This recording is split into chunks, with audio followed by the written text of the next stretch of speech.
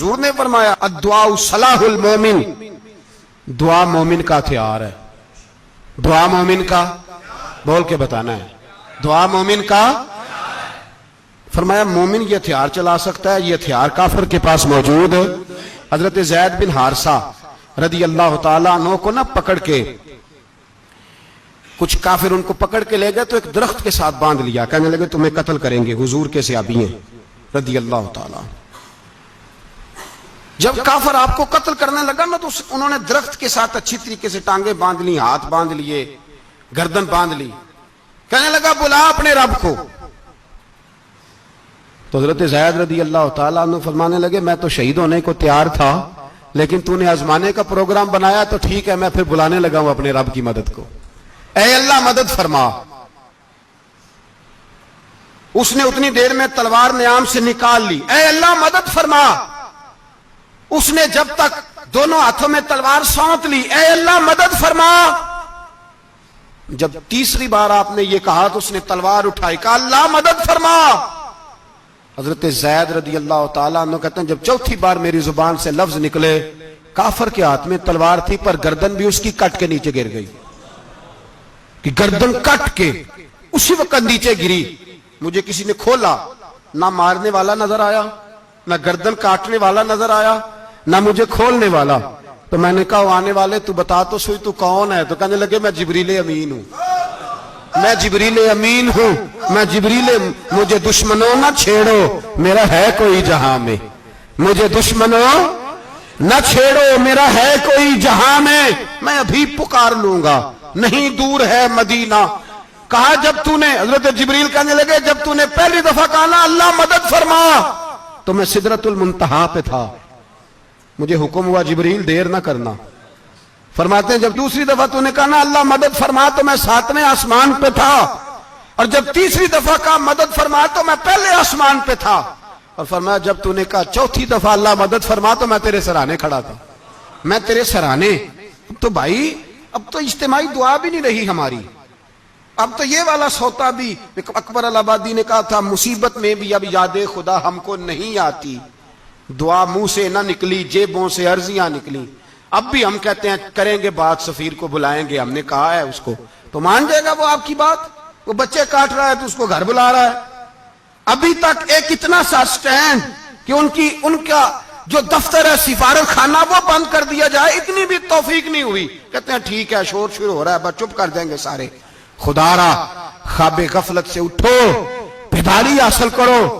اور کچھ نہیں ہو سکتا تو کھل کے دعا تو مانگو، ان کے لیے دعا تو مانگو. اللہ بڑا کریم ہے، وہ جب مدد کرنے پہ آتا ہے تو پھر بڑے بڑے کافروں کے مقابلے میں اپنے بندوں کی مدد فرماتا ہے. اور میں یہ پیغام دینا چاہتا ہوں عالم کفر کو بھی، یاد رکھیں رب کریم جب مدد کرنے پہ آئے تو اکیلے حضرت ابراہیم اور ایک طرف پوری ملت ہو تو اللہ اپنے خلیل کو بچا لیا کرتا ہے. رب کریم کی رحمت کاملہ جب فیصلہ کر لیتی ہے تو پھر نمرود جیسے سپر پاور طاقت کو رب کریم مچھر سے مروا دیا کرتا ہے. اللہ تبارک و تعالی، یہ تو مسلمان کا دعا والا سوتا ہی، وہ نکل کر خانقاہوں سے ادا کر رسم شبیری. یہ تو تب ہوگا جب خانقاہ کے اندر کوئی ذکر فکر عبادت ہو رہی ہو، اور جب وہاں حال ہی کوئی نہیں، وہاں تو رقص و سرور ہے، وہاں تو بات جھوٹی تعریفیں ہیں. ہر آدمی نے ایک بندہ ساتھ رکھا ہوا ہے تعریفیں کرنے کرانے والا، تو معاملہ ہی اور ہو گیا ہے. میرے بھائی عبادت کی لذت حضرت سیدنا عمر فاروق، سب بولیے رضی اللہ تعالی. حضرت عمر فاروق رضی اللہ تعالیٰ عنہ کا مبارک زمانہ ہے. حضرت عمر نے فوج بھیجی ایران کے حکمران کے ساتھ جہاد کرنے. ایران کے بادشاہ نے 2 عیسائی جاسوس بھیجے، کہنے لگا ذرا پتہ تو کرو مسلمانوں کا رات کا طریقہ کیا ہے، میں صف بندی کراتا ہوں. وہ ساری رات صف بندی کراتا رہا. 2 جاسوس آئے مسلمانوں کی معلومات کرنے. معلومات کر کے جب واپس گئے تو حضرت عمر فاروق رضی اللہ تعالیٰ عنہ کے سپاہیوں کو دیکھا، غور سے پلٹے. تو بادشاہ کہنے لگا کیا حال دیکھ کے آئے ہو؟ کہنے لگا سارے مسلح پہ بیٹھے ہوئے، جتنے گھنٹے ہم وہاں رہے ہیں مجاہدین مسلح پہ رہے ہیں، یوں لگتا ہے جیسے ان کا دنیا داری سے کوئی تعلق. اور کہنے لگے بادشاہ کوئی ایسی طاقت ہے جس کو وہ بلا رہے تھے، کوئی ایسی قوت ہے جس کو وہ پکار رہے تھے. ہمیں بھی وہاں کھڑے ہو کے محسوس ہوتا تھا کہ ہاں کوئی ہے جو آ جائے گا ان کی مدد کے لیے، کوئی ہے جو پہنچے گا ان کی مدد کرے گا۔ ایران کا بادشاہ کہنے لگا مجھے سمجھ آ گئی ہے، وہ جسم کی طاقت سے ہی نہیں لڑتے، وہ کوئی غیبی طاقت ہے جس سے وہ لڑتے ہیں۔ بھائی وہ غیبی طاقت بھی تو ہمارے پاس ہم نے ناراض کر لیا نا، وہ بھی تو نہیں نا، مسجد کا رخ بھی تو کوئی نہیں۔ اور میں نے پچھلے جمعے بھی کہا تھا، پھر کہتا ہوں، وہن ہو گیا امت کو۔ نبی پاک نے فرمایا امت کو وہ کیا ہے، دنیا سے محبت ہو گئی ہے، موت سے کراہت ہو گئی ہے، وہن ہے۔ صحابہ کرام کو موت سے بڑا پیار تھا، موت سے بڑی محبت کر، ہماری طرح نہیں، وہ کہتے تھے مریں گے تو منو مٹی، تو وہاں ٹھیک ہے عذاب قبر حق ہے، لیکن میں کہا کرتا ہوں سالوں کے بعد جو پردیس سے ماں کے پاس آئے، ماں اسے عذاب نہیں دیتی، اس کا ماتھا چوما کرتی ہے۔ اور بھائی جو رب کریم کی بارگاہ میں جائے گا، تیرا کیا خیال ہے گل سڑ جائے گا؟ مدینے والے حبیب نے فرمایا قبر المومن روضۃ من ریاض الجنہ، فرمایا میرا مومن جب قبر میں جاتا ہے تو اللہ جنت کے سارے دروازے کھول دیتا ہے، وہ تو اللہ کی رحمت میں پہنچتا ہے۔ کون کہتا ہے مومن مر گئے، وہ تو قید سے چھوٹے اپنے گھر گئے۔ کون کہتا ہے قبر میں عذاب ہے تو صرف عذاب ہی ہے، ہاں مجرم کو سزا ملے گی، لیکن مومن ہمیشہ جہنم میں، وہ بالآخر جنت میں جائے گا، بالآخر جنت میں جائے گا۔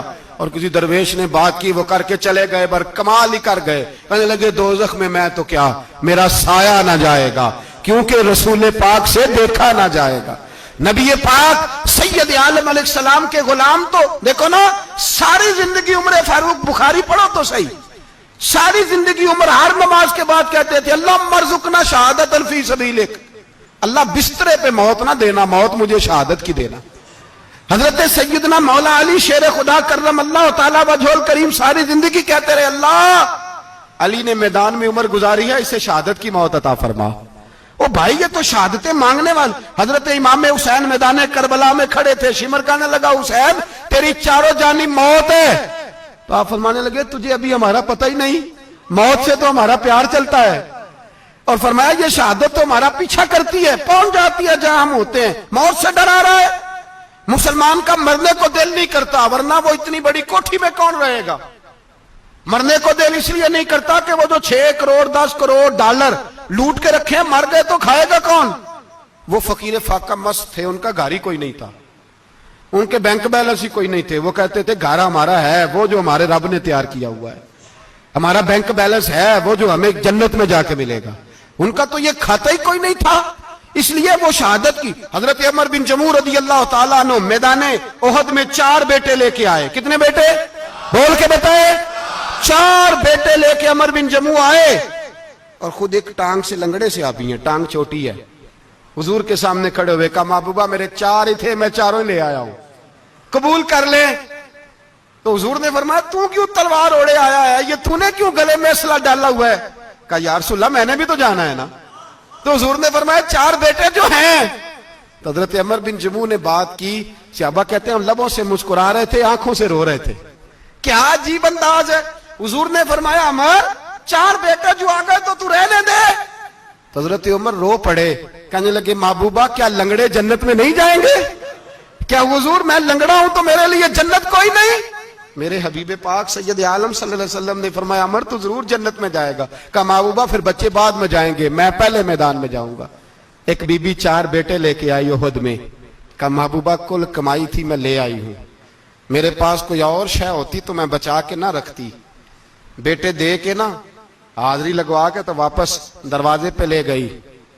تو حضرت سیدنا عبداللہ ابن عمر فرماتے ہیں بی بی بول رہی تھی تو میرا جذبہ جہاد بڑھ رہا تھا، اپنے بیٹوں کو کہنے لگی میں تمہیں حضور کے پاس چھوڑ کے جا رہی ہوں، جب تم میدان میں گرو گے تو میں تمہیں دیکھنے آؤں گی، دیکھنا تمہاری پشت پہ کوئی زخم نظر نہ آئے، جتنے تیر کھانے ہوئے سینے پہ کھانا، جتنے تلواروں کے نیزوں کے زخم برداشت کرنے ہوئے یہاں کھانا، پشت پہ زخم نظر نہ آئے۔ حضرت عبداللہ ابن عمر فرماتے ہو بی بی کی گفتگو میرا جذبہ جہاد بڑھا رہی تھی۔ ایک بی بی 3 سال کا 4 سال کا بیٹا لیے رو رہی ہے، احد کا دن ہے، سہیلیاں پوچھتی ہیں تو کیوں روتی ہے؟ وہ کہتی ہے دیکھو میرا خاوند بھی بدر میں شہید ہو گیا، بھائی اور باپ بھی، دل کرتا ہے کوئی جوان بیٹا ہوتا تو آج مصطفیٰ کے ساتھ اسے ہی بھیج دیتی، کوئی جوان میرے پاس ہے ہی 3 سال کا تو کیا کروں۔ 3-4 سال کا بچہ کیا کرے گا؟ پتہ نہیں کیا دلیل آئی، اچانک اٹھی، بیٹے کو سینے سے لگایا، کپڑا ڈالا، مسجد نبوی پہنچ گئی۔ حضرت بلال کہتے ہیں مجھے ملی، کہنے لگی بلال مجھے پتہ ہے حضور تیاری کرا رہے ہیں جنگ کی، پر 2 منٹ اگر میری ملاقات ہو جائے۔ بلال حبشی کہنے لگے حضور ہم ایک بی بی ضد کر رہی ہے۔ حضور باہر آئے، کہنے لگی حضور میں فلاں کی بیٹی، فلاں کی بہن، فلاں کی بیوہ ہوں، میں نے بدر میں 3 شہید دیے ہیں، اب میرے پاس یہ 3 سال کا لال ہی بچا ہے، بڑا فخر ہے میرا، لوگ مجھے شہید کی بیوہ، شہید کی بیٹی، شہید کی بہن کرتے، دل کرتا ہے شہید کی اماں بھی کہیں جاؤں تو میرا بیٹا لے لیں۔ سیدنا بلال کہتے ہیں حضور مسکرائے، کہنے لگے یہ 3 سال کا نونہال کیا کرے گا؟ کہتے ہیں اماں کا عجیب جذبہ ہے۔ کہنے لگی محبوبہ سنا ہے اسلحہ بھی تھوڑا ہی ہے، ڈھالیں زیادہ کوئی نہیں، میرا بیٹا ساتھ رکھ لیں، جب آپ کی طرف کوئی تیر آیا نا تو میرا بیٹا ڈھال کے اس کو ڈھال بنا کے آگے کر دینا۔ محبوبہ ڈھال تو بن ہی سکتا ہے نا۔ حضرت بلال فرماتے ہیں مصطفیٰ کریم نے فرمایا جا میں نے قبول کیا، قیامت کے دن بیٹا گھر لے جا، جب تیرا نام پکارا جائے گا تو شہید کی اماں کہہ کے پکارا جائے گا، جا تو گھر لے جا۔ کہتے ہیں چلتے چلتے ایک غریبنی اور آ گئی، اتنی سی اٹی بان کی، اتنی سی۔ بلال حضور سے ملاقات ہو جائے گی، نبی پاک آ گئے تو کہا محبوبہ یہ غلبہ اسلام میں میرا بھی حصہ ڈال لیں۔ حضور نے فرمایا یہ کیا ہے؟ کہنے لگے حضور خامد فوت ہو گیا، اولاد اللہ نے بے نیازی سے دی نہیں، سویرے چرخہ کاٹ کے رزق حلال کھاتی ہوں، میرے پاس نا یہ اتنا سا بان ہے، ایک گھوڑے کی لگام بن جائے گی، محبوبہ حصہ تو ڈال جائے گا نا دین کے لیے، میری قبولیت ہو جائے گی۔ میرے حبیب نے ہاتھ اٹھائے اور دعا مانگی، کہے اللہ جتنا تو میدان کے مجاہدوں کو اجر عطا فرمائے اتنا اس غریبنی کو بھی عطا فرمانا، اتنا اسے بھی دینا۔ بھائی یہ جذبے تھے، یہ رنگ تھا امت مسلمہ کا، اس لیے کافر گھر میں بیٹھ کے کانپا کرتا تھا۔